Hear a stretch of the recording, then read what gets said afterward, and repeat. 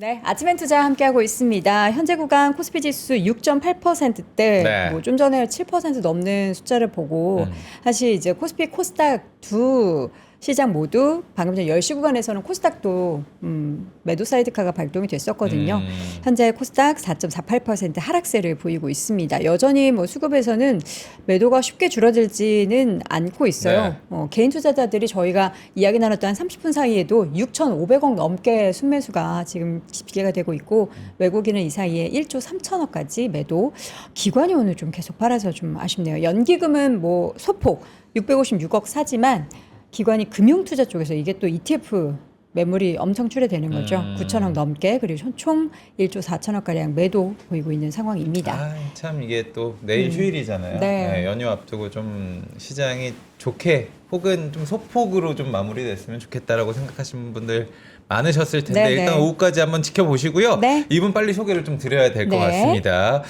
저희가 오늘 또 귀한 분 모셨습니다. 미래에셋 자산운용의 주식 액티브 ETF 팀장 맡고 계십니다. 오준혁 팀장님 만나보도록 하겠습니다. 나와주시죠. 어서 오세요. 안녕하십니까. 반갑습니다, 팀장님. 안녕하십니까. 네. 오준혁이라고 합니다.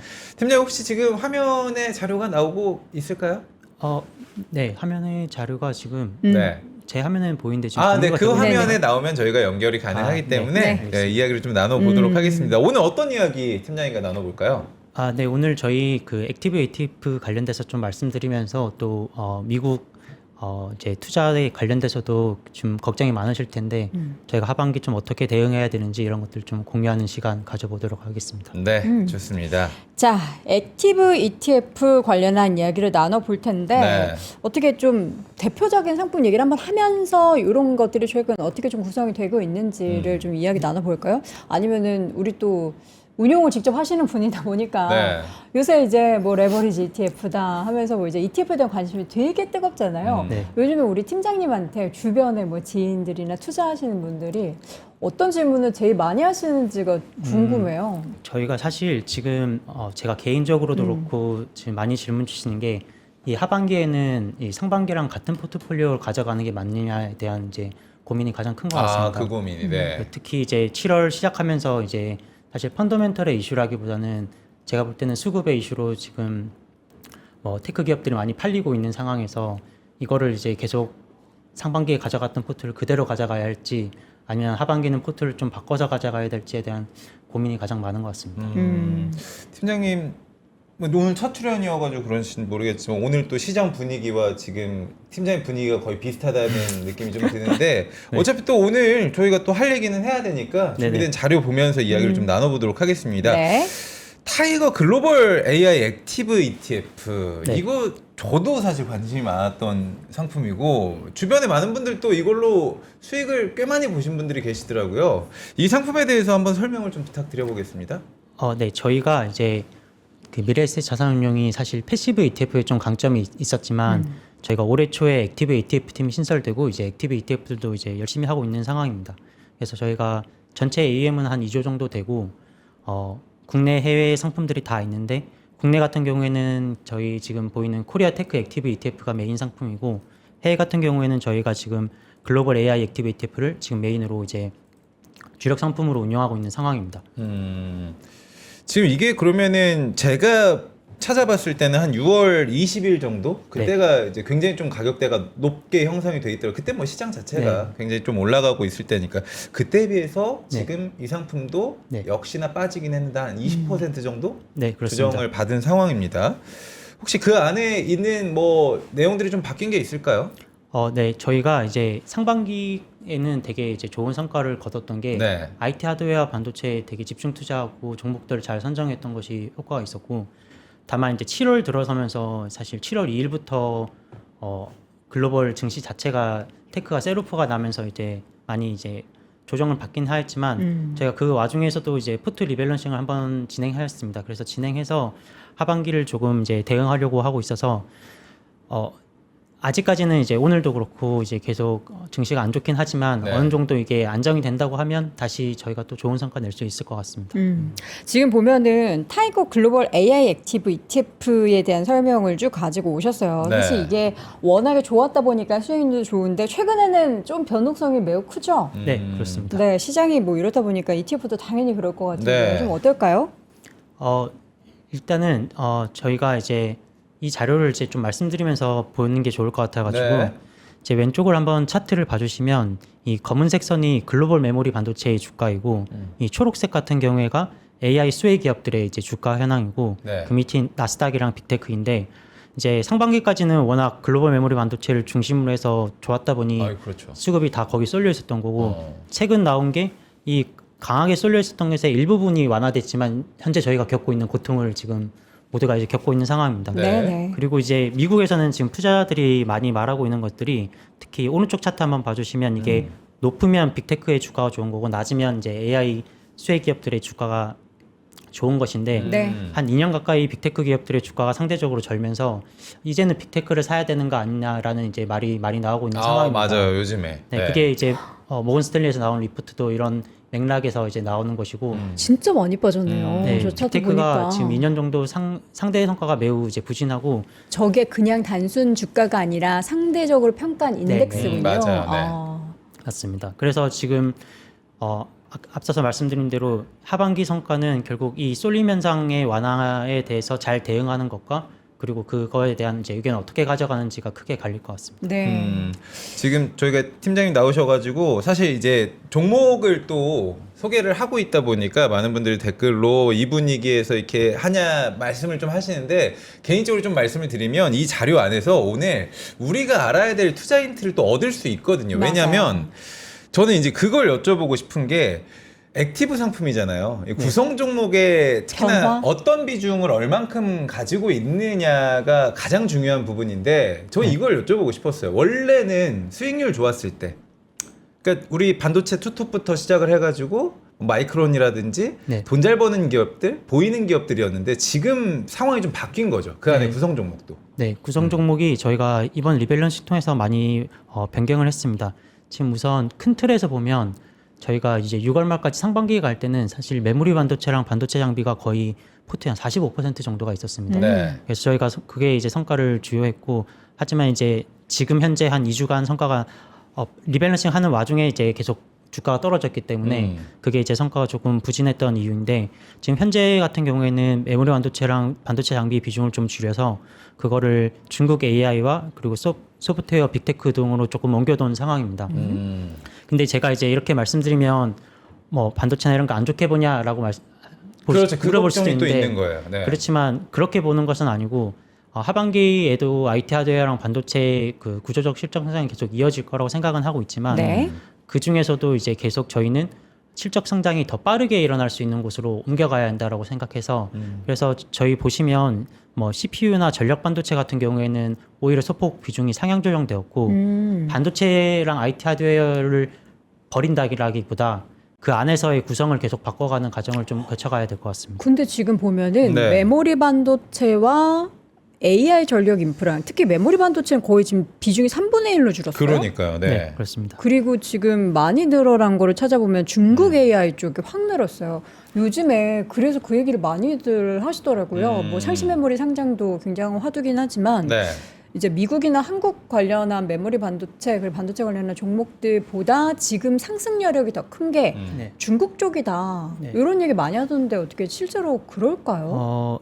제가 생각할 때는 지금 뭐 굳이 중국 AI가 상승 여력이 더 크다기보다는 네네. 중국 반도체 중국 시장 같은 경우에는 지금 내수 경제가 워낙 안 좋다 보니까 지금 쏠림 현상 완화가 하반기에 중요한 이슈라고 말씀드렸잖아요. 네. 그러면 결국 이 테크 섹터를 팔고 다른 섹터를 산다는 것인데 그러면 그 섹터에 장기간에 머물 수 있으면 테크 섹터의 부진이 더 장기화가 되는 거잖아요. 그렇죠. 근데 중국 증시 같은 경우에는 내수가 워낙 부진하기 때문에 중국 테크 섹터를 팔고 만약에 간다고 해도 그 간 곳에서 오래 머물기가 어렵다고 생각하고 있습니다. 그래서 다시 결국 중국 테크 섹터로 돌아와야 한다고 판단해서 그래서 하반기에 만약에 이런 변동성이 계속 커질 때 그래도 중국 테크가 조금 더 잘 버틸 수 있지 않을까라는 관점에서 이제 중국의 비중을 올린 상황입니다. 그래서 꼭 중국이 업사이드가 더 높다 이런다기보다 중국 테크에서 돈이 나가기가 좀 어려운 구조다라고 판단하고 있습니다. 아무래도 이제 액티브 상품을 워낙에 또 공부를 많이 하시고 또 저에게 설명을 해주시러 팀장님께서 나와 주셨으니까 저희가 정말 궁금한 것들도 한번 여쭤볼게요.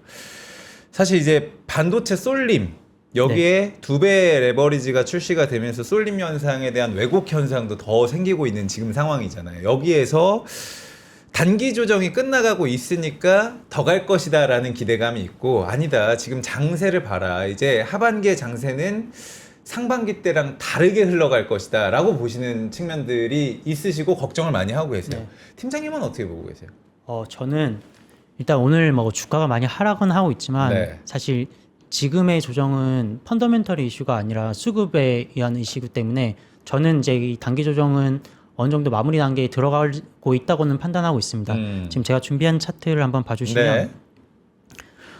이게 저번 주 금요일까지로 수급이 이제 정리되어 있는 건데 사실 이제 그 왼쪽 차트 한번 봐주시면 이게 지금 밑으로 갈수록 테크 섹터에서 자금이 빠져나갔다라고 볼 수 있거든요. 모멘텀이 어나인딩 됐다라고 이제 표현될 수 있는데 그러면 이제 저번 주 금요일까지 빠진 게 이제 저렇게 많이 빠졌고 사실 상반기도 그렇고 작년도 그렇고 돌이켜 보시면 뭐 AI 버블이라든 아니면 뭐 하드웨어랑 소프트웨어의 그 하드웨어가 너무 잘 나가고 소프트웨어가 너무 부진해서 다시 소프트웨어를 사야 한다는 등 네. 이런 변화들이 계속 있었지만 결국에는 다시 하드웨어로 돌아왔거든요.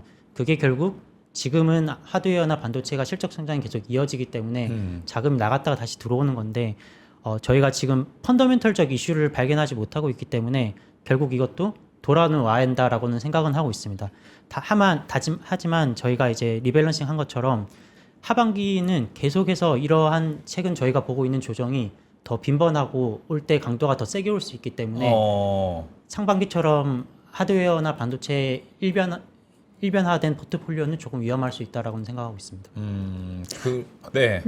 도훈 씨 말씀하시죠. 저는 사실 뭐 이런 기업들의 전반적인 뭐 업황이나 이런 게 결국에는 지금 다들 7월 말에 우리 하이퍼스케일러 기업들 네. 다음 주부터 이제 본격적으로 실적 발표를 하는데 그때 이제 컨퍼런스 콜을 통해서 앞으로 뭐 얼마나 더 투자를 할 거예요. 우리 투자 여력 얼마나 있고요. 빚은 이만큼 늘었고요. 앞으로 뭐 차입 더 할 거고요. 혹은 안 할 거고요. 이런 내용들을 발표할 예정이잖아요. 네. 근데 준비해 주신 자료 중에서도 매 분기 지금 캐펙스 추정치가 상향 조정되고 있는 거는 멈추지는 않고 있습니다. 네.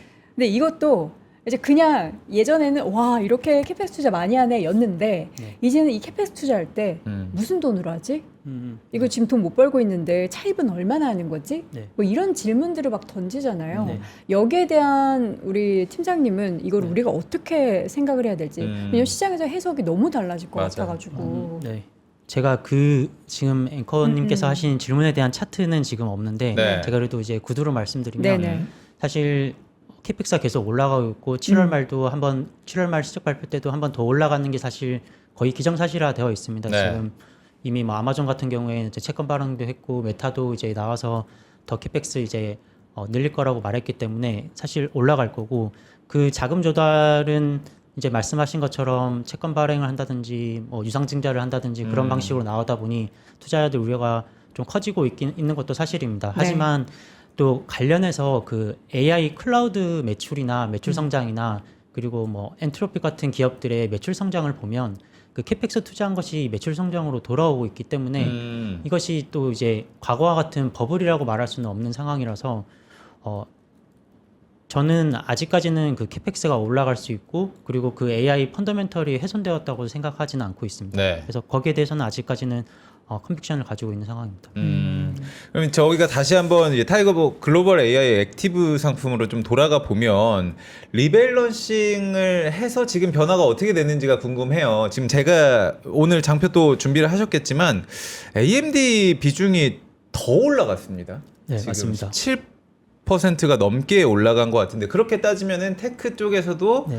집중하는 쪽이 따로 계시겠구나라는 생각이 좀 들어요. 네, 지금 이 장표에는 이제 7월 10일 기준으로 한 18%라고 되어 있는데 오늘 기준으로는 한 19% 정도로 더 올렸고요. 저는 지금 하반기를 놓고 본다고 하면 네. CPU를 가장 좋게 보고 있습니다. 그리고 그 CPU 내에서도 AMD를 가장 최선화하고 있어서 저희가 지금 주식 액티브 ETF 팀이 올해 신설되고 액티브 ETF를 운용하는 방식이 컨빅션 있는 기업을 한 3에서 5% 깔고 가다가 네. 저희가 시장 모멘텀과 맞아떨어진다고 생각하면 그 종목을 15에서 20%까지 비중을 올려서 하는 그런 공격적인 투자를 진행하거든요. 그래서 AMD 같은 경우에는 저희가 지금 반도체 주가들이 하락하고 있는 와중에도 계속 사모으고 있는 그런 기업입니다. 저 봐봐요. 옆에랑 여러분 한번 비교해볼까요? 6월 말 비중하고 봤을 때 일단은 국내 지금 기업들은 다 빠진 상황이고요. 맞아요. 위에 있던 마이크론 비중도 10%가 넘게 있었는데 네. 마이크론과 샌디스크는 비중이 많이 줄었네요. 줄면서 지금 시게이트, 알파벳, 아마존 그리고 위에 키옥시아, 무라타 일본 기업들이 또 상위로 또 올라가게 됐네요. 네. 우리 팀장님 너무 지금 뭐랄까 네. 힘든 게 눈에 저희가 좋은 날 보입니다. 모셨어야 되는데 네. 너무 죄송해요. 네. 네. 모두가 힘든 상황이라고 생각하고 있습니다. 저희가 너무 죄송합니다. 사실 뭐 시장이 이런 거를 제가 뭐 오늘 팀장님 오신다고 올라라 이렇게 할 수 있다면 그런 능력이 있다면 할 수 있다면 하겠지만 예, 그렇지를 못해서 저희가. 네, 오늘 뭐 오를지 내일 모를지 네. 사실 저희는 프리장 보면서도 또 예측도 못하는 사람들이지만 그래서 네. 이제 앞에 얘기한 거 계속 이어가자면 CPU 이야기를 조금 더 이제 집중적으로 할 필요가 있을 것 같아요. 맞아요. 우리가 그동안에 이제 메모리 얘기했고 그 다음에 이제 CPU가 등장하면서 관련한 기업들이 미국 시장에서도 그렇고 엄청 각광을 받았었잖아요. 네. 근데 이제 앞으로도 어떻게 좀 계속 이 CPU에 대한 관심을 우리가 가지고 보는 게 좋을까요? 네, CPU는 저는 계속 지금 에이전틱 AI가 이제 도입되면서 계속 수요가 늘어날 것이라고 생각하고 있고 네. 네. 사실 오늘 시간이 이제 많지는 않다 보니까 맞아요. 제가 네. 가장 직관적인 자료를 가져왔는데요. 네. 여기 한번 봐주시면 이게 TSMC의 그 코어스 캐패시티를 얼마나 확보했는지를 이제 보여주는 장표입니다. 네. 보시면 이제 기업 파란색 같은 경우에는 올해 TSMC 코어스 캐패시티이고 그 이제 주황색 같은 경우에는 내년 이제 확보한 물량이라고 보시면 되는데 네. 네. AMD가 이제 내년 물량 기준으로는 브로드컴을 넘어서서 이제 엔비디아 다음으로 두 번째로 많은 TSMC 그러네요. 코어스 캐패시티를 네. 쓰는 기업이 될 것인데 특히 이 장표를 보시면 이게 지금이야 워낙 이제 수급 이슈나 이런 것들 때문에 정신이 없지만 펀더멘털적으로 본다고 하면 이 장표가 많은 주가의 흐름들을 설명해 줍니다. 그 엔비디아 같은 경우에 보시면 네. 사실 2025년 그러니까 작년 이후로 엔비디아 주가가 되게 이제 뭐 박스권에 갇혔다라고도 볼 수 있잖아요. 네. 그러면 코어스 캐패시티를 봐보시면 2024년에 그 엔비디아가 280%까지 늘었다가 2025년 113, 84, 57로 이제 쭉쭉쭉 성장률이 둔화가 되잖아요. 그 TSMC 코어스 캐패시티 확보하는. 그래서 이제 주가가 더 못 가는 거고. 네. 네. 브로드컴 같은 경우에 잘 아시다시피 작년 하반기에 되게 주가가 좋았지만 맞아요. 올해 들어오면서 다시 또 이제 주가가 못 움직이고 있잖아요. 거기는 이제 뭐 미디어텍이랑 경쟁이나 이런 이슈들이 있지만 결국에는 코어스 캐패시티 확보를 보시면 작년 하반기에 볼 때 내년에 253% 늘어나니까 이렇게 주가가 가는데 올해 들어와서는 내년에는 61%밖에 안 늘어나니까 이게 주가가 이제 모멘텀을 받지 못하는 상황인 거고 AMD 같은 경우에는 봐주시면 2025년 작년에 50% YOY 늘고 올해 117% YOY 늘었는데 내년에 308% YOY 납니다. 그렇기 때문에 저는 이제 AMD가 올해 하반기 이제 반도체가 무너지지 않는다고 하면 네, 네. 올해 하반기 가장 좋은 종목이 될 거라고 생각하고 있습니다. 와, 그러니까 지금 사실 저게 주가와 연동될 수 있다라는 데이터를 보여주시는 거잖아요. 네, 네. 그러니까 주가랑 뭐 똑같이 갈 수는 없겠지만 가능성이 높아진다라고 저희가 좀 해석을 하면 될 것 같고 그렇기 때문에 이번 리밸런싱에서 AMD의 비율을 더 증폭을 시켰던 것 또 설명을 해주셨고 하반기에 AMD 더 좋게 보고 계시다까지 팀장이 말씀해 주셨습니다. 저희 시간이 많지는 않지만 또 하나 저희가 좀 얘기를 해봐야 될 게 미국 테크 NYSE 100 액티브 ETF 이거 좀 설명을 좀 듣고 싶습니다. 저희가 NYSE 하면 뉴욕 증권거래소 네, 맞습니다. 딱 생각이 나는데 네. 어떤 상품인가요? 네, 그 증권거래소 생각을 많이 하실 텐데 NISE 100이라는 또 지수가 있습니다. 네. 근데 이 지수가 다소 생소하실 수 있지만 쉽게 말씀드리면 나스닥 100과 비슷한 지수이긴 한데 나스닥 100 대비해서 테크 섹터 비중이 좀 더 높은 지수입니다. 그래서 왼쪽 차트 한번 봐주시면 사실 나스닥 100 같은 경우에도 미국 그 성장형 주식 투자할 때 대표적인 BM이잖아요. 네. 근데 그게 장기 성과가 결국은 IT 섹터에서 나왔거든요. 이 주황색이 IT 섹터의 기업 가치 성장인데 결국 이제 IT 섹터가 그 성장을 주도했고 오른쪽 보시면 NIC 100 같은 경우에는 나스닥 100이 테크 섹터가 한 60% 있는데 60%가 있는데 NIC 100은 한 73% 있어서 더 높네. 네, 그래서 이제 장기 성과도 이제 그려보시면 NIC 100 지수가 좀 더 나스닥 100보다 더 많이 오르고 있어서 저희가 이제 지수 액티브 ETF를 신규 출시하면서 나스닥 100이 타사들이 많이 가지고 있는데 저희는 조금 더 테크 섹터에 집중되어 있는 이 NIS 100 지수를 기반으로 한 액티브 상품을 출시하게 되었습니다. 네. 보통 네, 7월 21일 이제 네. 상장될 예정입니다. 이거는 보통 그럼 어떤 순서대로 종목들이 담기는 거예요? 이 안에 이 지수의 아, 네. 자체에 아. 어떤 종목들이 그 있어요? 지수가 그 지수 안에 구성 종목을 보시면 네. 막 특별히 막 다른 지수 없는 종목이 있는 것은 아닌데 네네. NIS 100 지수 편입론을 보시면 테크 섹터가 많이 들어가고 그리고 그 테크 외 섹터에서도 테크 능력을 가지고 있는 기업들만 편입한다라는 이제 편입 아, 방법이 있어서 테크 그게 능력을 섹터. 가지고 있다. 그래서 예를 들어서 뭐 컨슈머 기업이라고 해도 네. 그래서 뭐 이커머스 기업 저희 대표적으로 하면 아마존 같은 기업 그런 기업들이 이제 주로 들어갑니다. 월마트도 혹시 들어가네요. 월마트가 요새 테크 관련해서 AI 관련해서 또 개발한다고 뭐 그랬던 것 같은데. 제가 확인을 해봐야 되는데 음. 월마트는 제가 못 봤던 것 같긴 한데 한번 확인해봐야 되겠습니다. 그러면 네. 저는 이제 제일 궁금한 게 보통 이제 ETF 출시를 할 때는 네. 트렌드를 먼저 선도하거나 아니면 지금의 트렌드를 네. 따라가는 그런 ETF를 네. 출시하기도 하잖아요. 네. 지금 미국 테크 NIS 100 액티브 ETF가 상장이 된다라는 시그널은 네. 지금 시점에서는 미국 비중을 늘려야 하기 때문이다라는 어. 판단일까요? 아니면 어떤 관점일까요? 네, 저희는 지금 이제 사실 국내 증시 같은 경우에는 제가 조심스럽지만 이제 어쨌든 메모리 반도체가 중심인 네. 네네. 중심인 증시이고 미국 같은 경우에는 테크가 이제 되게 다양한 테크 섭섹터들이 있기 때문에 하반기에는 그래도 미국 증시가 조금 더 유리하지 않을까라는 생각은 가지고 있습니다. 그러니까 미국 안에서도 물론 네. 반도체 관련한 하드웨어 쪽이 네. 출렁출렁 이미 계속 출렁출렁. 있지만 전체 시장 나스닥 지수를 보면은 그들이 빠져도 네. 올라가거든요. 저는 그걸 보면서 아 이게 얼마나 그 시장 안에서 종목에 대한 비율과 비중이 네. 이렇게나 중요하구나라는 것을 또 새삼 깨닫게 되더라고요. 그렇습니다. 저희가 미국 테크가 정말 좋은 게 정말 그 사실 글로벌 트렌드를 리딩하는 그런 투자 테마나 이런 것들이 계속 미국 시장에서 나오거든요. 네, 네. 네. 그만큼 다양한 기업들이 있고 능력 있는 기업들이 많기 때문에 저희가 장기적으로 본다고 하면 미국 증시가 조금 좋지 않을까라고 생각하고 있습니다. 네. 전 뭐 미국 증시 너무 응원합니다. 제가 비중이 크진 않지만 미국 증시도 잘 되고 우리도 잘 됐으면 좋겠다라는 생각의 마지막 질문을 우리 팀장님께 참 어려운 질문이지만 요즘 경제 방송에서 증권 방송에서 이 질문 안 드리면 좀 재미없다라는 생각이 있어서 하반기 국내 증시는 좀 어떻게 보고 계세요? 뷰가 좀 있으실 것 같은데 회사의 나름 이제 하우스 뷰라든지 미래세 네. 자산 운용에 하우스 뷰는 아니고 하우스 뷰는 아니고 저 개인적인 네. 생각은 국내 증시가 제가 펀더멘털적인 우려가 있다고 생각하지는 않지만 네. 수급적인 이슈 때문에 전고점을 돌파하기는 어렵지 않을까라는 야, 조심스러운 이거는 소신 발언이시니까 그러면 하나만 더 여쭤볼게요. 네. 수급적인 요소가 왜 이렇게 좀 문제가 되고 있는 상황입니까? 그러면 사실 상반기도 보시면 외인 매도가 계속 일어나고 있고 네. 그리고 그것이 그래서 전자나 하이닉스의 주가가 계속 올라갈 때 어쩔 수 없이 비중이 꽉 차기 때문에 매도를 해야 되는 상황이기 때문에 매도가 되는 건데 네. 그 말을 이제 또 반대로 생각해 보면 하반기에 이제 저희가 워낙 메모리 펀더멘털 자체는 좋다 보니까 네. 주가가 오른다고 하면 다시 또 외인은 매도해야 되는 상황에 도달할 테고 네 그리고 저희 뭐 연기금도 마찬가지일 테고 네.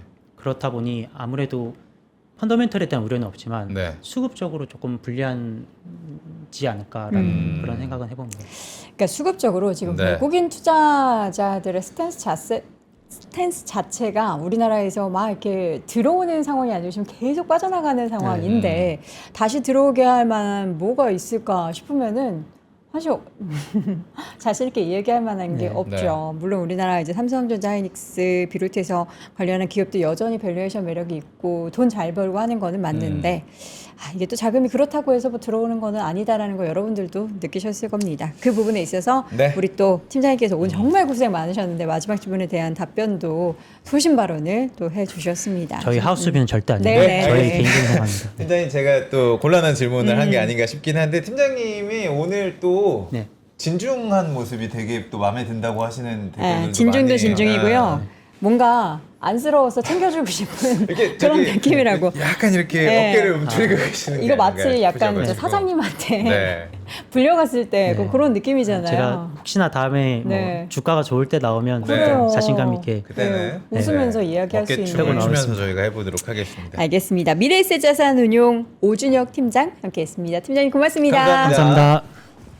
자, 현재 구간 코스피 지수는 낙폭 크게 줄이지는 못했습니다. 6.5%대 하락세 보이면서 6,807포인트 선, 그리고 코스닥도 4.36% 하락한 793선 계속된 등락을 보이고 있습니다. 네. 뭐 10시에서 11시, 그리고 뭐 오후에 뭐 2시 뭐 이렇게 매물 출회되는 구간이 있다라고는 하는데 아, 이제 그만 빠져도 되지 않을까? 네. 예, 그만 빠져도 되지 않을까 싶은 그 구간대인데 모르겠어요. 전문가분들의 네. 뷰는 굉장히 다양하십니다. 너무 다양해서 그 정고점 그래서 돌파에 더. 시간이 걸릴 것이다. 하반기 오히려 더 좋은 좋을 선물이 거야. 기다리고 있을 것이다. 저는 약간 후자 쪽입니다. 왜냐하면 제 개인 사주가 10월 이후에 돈이 좀 저기 풀린다고 했으니까. 아, 그래요?